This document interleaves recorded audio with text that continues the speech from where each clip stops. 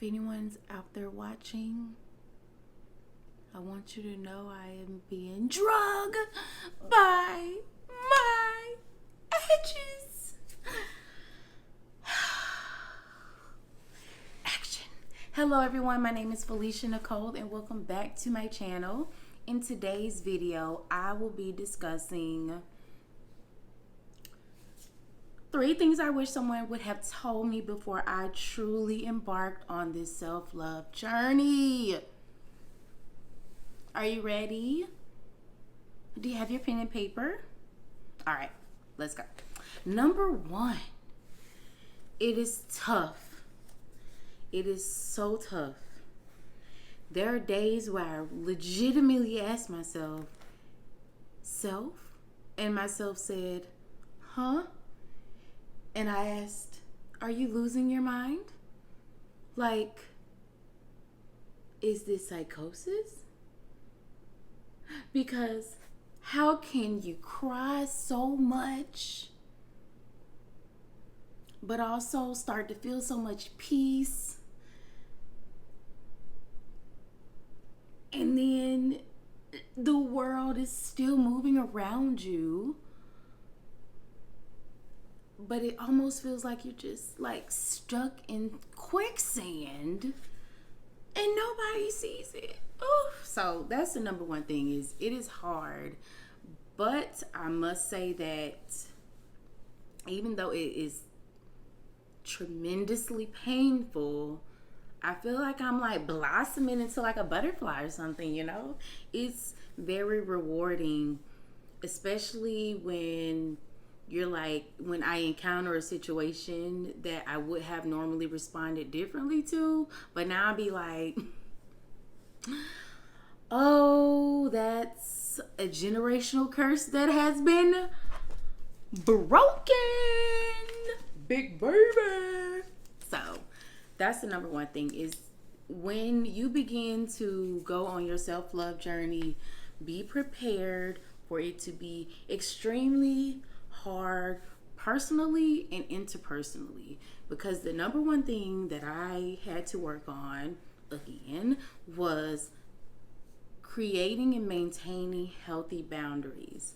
So that means that I'm enforcing boundaries that maybe I have not had to enforce with, I don't know, like friends or family, or maybe I enforced it before and I didn't exactly maintain them.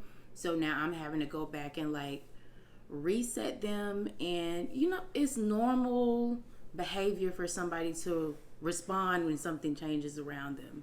So that would be my number 2 thing, is that conversations don't quite go how I don't know who these people are that told the world that, you know, when you start setting boundaries, it's, you know, remember, it's for you, and people who understand, you know, like they will just get on board. Well, yeah, in an ideal world, but also remember that people are human beings, people are complex, and people have emotions.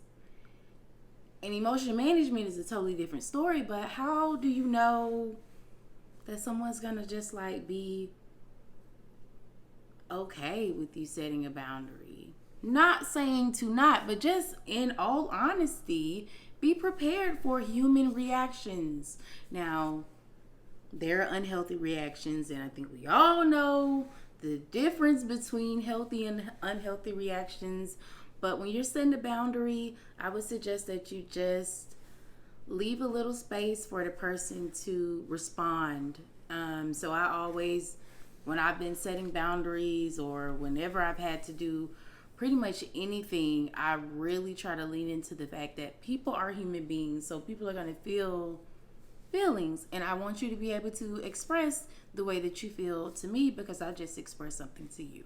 So set in a space when you're setting and creating these boundaries for people to express to you or ask you questions or things like that, because communication is just magnifique. I don't think I said that right, but what else? The third and final tip is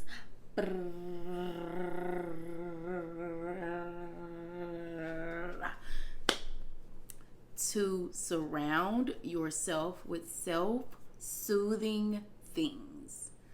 So self-soothing looks different for everyone. Self-soothing is exactly what it sounds like.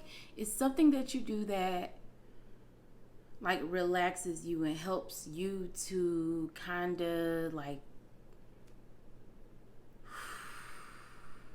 yeah. So for someone, it may be, always remembering deep breathing, or always remembering to have a journal with you, or always remembering to have gum to chew because, when you get anxious, you may want to bite your nails or things like that. So really developing a self-care toolbox. And those things do not have to be like inanimate objects. Deep breathing, like progressive muscle relaxation, which is where you just kind of like scrunch and go down your body. Things like that are free, but also carrying around a journal. Or if you don't want to carry around a big old journal, there are plenty of sizes of journals. But even carrying around sticky notes so you can just like journal down your thoughts, or the notepad on your phone. But really recognizing the things that bring you comforts that are not other people. Because when you're going on your self-love journey, it's really about creating a fundamental relationship with yourself. And if you are like me or other people, there hasn't been a, healthy fundamental relationship with self to begin with. So it's all brand new. It's just all new territory, okay? We are just kicking and walking through the forest and building a path behind. And this is me turning around, reaching back, saying, come on, sis, it's time to go. It's time to go. It is time to grow. It's time for us to learn to genuinely, authentically love ourselves, because we are enough. And there have been things that have happened to us. There have been circumstances and situations that have happened. But those circumstances and situations came to make us stronger, not to defeat us. So yes, while you are bruised, while you may feel beaten, baby girl, this is not the end of the game. I'm here. I'm with you. Let's get in the trenches and let's do this work. Because I have done a little bit of work, so I feel like now I can reach back and grab my fellow sister and bring her on, because that's really what life is about. Each one teach one. So remember the 3 tips in the video, and just know the number one thing that I think we ask is, what do I do to, start my self-love journey? Go look yourself in the mirror and say, I choose you right now, today. I love you. And I'm going to make you feel like the most important person in my life, because you are. And then give yourself a big old hug. And then the real work begins. So I hope that those tips help. I cannot wait until I see you all in the next video. Leave down in the comments, what are you putting in your self-care toolbox right now? Because we're not waiting until 2021. We're getting to work right now, today. So yeah, leave down in the comments. Be sure to follow me on Instagram at Felicia Nicole. Be sure to check out the podcast, Pamper the Mind. And until next time, I'm sending you all so much love, so much joy, so much peace. And I love you, your authentic self.